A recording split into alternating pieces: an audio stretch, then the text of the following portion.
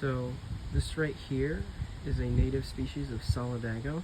Most species of Solidago are native to the US and Canada. See if I can get a closer shot right there. And these are very easy to grow perennials. Just growing them in this pot right here. And they'll grow just about anywhere. They prefer more sun, but this is kind of maybe partial sun. And they do just fine here as well. And when you compare it to this is a boring dead lawn. Now this is not my house, this is my parents' house. I would not choose to have this lawn here if this were my property, but it doesn't support any wildlife. It takes a lot of fertilizer, and it's a lot of pointless work of just mowing all for nothing. And the lawn industry has spent millions of dollars trying to convince people that lawns are the way to go, and that, oh, if you don't have a lawn, your yard's going to be awful and it's going to be ugly and this and that.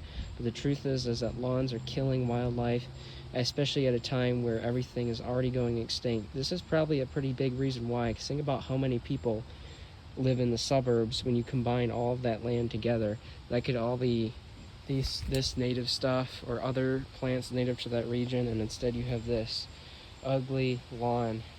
Does nothing, doesn't benefit the wildlife. And this is with some weeds in it. Without the weeds it'd be even worse. But yeah, it's just awful. It does not benefit wildlife at all.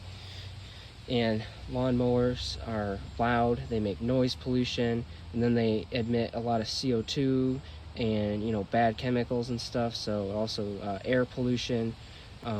They suck. Lawns suck. They're boring. You pay thousands of dollars for land literally to waste it. It is the most pointless thing you could possibly do. Doesn't benefit wildlife, doesn't even really benefit people who own the lawn much. And let's be real, most people aren't playing sports in the yard every day. So it's just wasting acres and acres of land for nothing. When you could have this stuff here, which is beautiful, benefits wildlife, takes no maintenance. You don't have to cut this, you don't have to give it fertilizer, you don't even have to water it. You could just plant this in the ground, it'll spread by root, it'll spread by seed. It's an easy to grow native plant, and it could grow all here. This could all be, you know, areas for pollinators, butterflies, bees, all kinds of beautiful wildflowers and pollinators. Could be bee balm, it's another native wildflower. There's so many amazing native plants that are easy to grow, perennial, don't have to do anything. They spread by seed, spread by root, grow really early, beautiful flowers. But instead we have this. This is a biological desert. This is dead. There's nothing here. The only life is the lawn itself. That's about it. It is basically dead, biologically speaking. There's like no diversity in this at all. And even when there is some diversity, we immediately call it weeds and we try to get rid of it because we've been brainwashed to do that. But the truth is, it's just harming the earth that we live on. And we really should just get rid of lawns. I mean, they were basically invented for rich people in Europe to literally show off, this is how much land I can waste because I'm rich. Ooh, look at all this land I can waste. Oh yes, lots of nothing. Oh, I pay thousands of dollars for this property only to waste it on nothing. It is absolutely pointless. It is disgusting.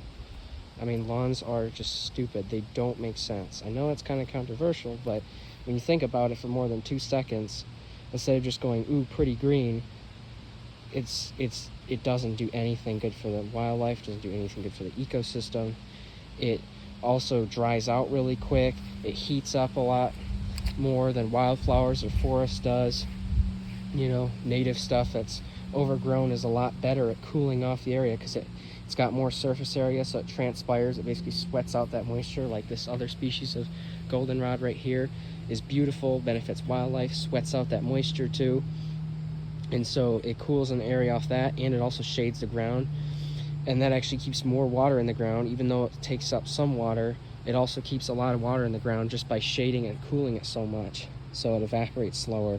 Whereas this heats up, gets really hot. This is not how you deal with climate change. This is not how you deal with mass extinctions. This is how you deal with climate change. This is how you deal with mass extinctions. Plant native. You can buy native plants on websites like Etsy. You can get them on like Prairie Moon Nursery. You can buy them live, or you can get seeds and just kill your lawn, rake it up, or break it up with a shovel or whatever works for you. Plow it, whatever you got to do. You don't even really have to kill it. Sometimes you can kind of just rake it, disturb it a bit, and then just drop a bunch of native seeds in, especially stuff like goldenrod, and then it'll just let it grow. It'll grow. Now I get some people have annoying HOAs and stuff where even if they want to, they can't do that, and I totally get that. But you can still do like a little native garden. Like even something like this size is better than nothing. If you can just kind of have a bunch of native plants and disguise it as a garden, they might get off your back, and that's one way to do it too. Some native stuff is better than none, so whatever you can do, the earth needs our help right now so that fewer things go extinct, fewer plants and fewer animals, insects, all that stuff, fungi. We live on a beautiful planet, and we shouldn't be turning it all into this. This is non-native.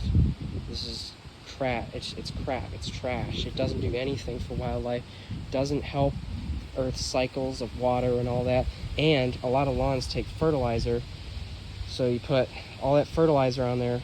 Well, the root system is really shallow, so it only absorbs a little bit, and it only absorbs a little bit of water, and then all that other stuff goes into the ground and goes into areas like rivers, streams, lakes, and causes pollution.